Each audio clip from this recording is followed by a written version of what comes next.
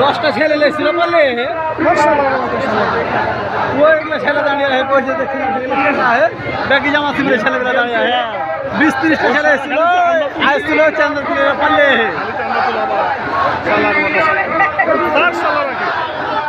science কত ছিল 20-30টা ছেলে এখানে এসে করলো করে 3টা বড় মানুষ আছে দেখলো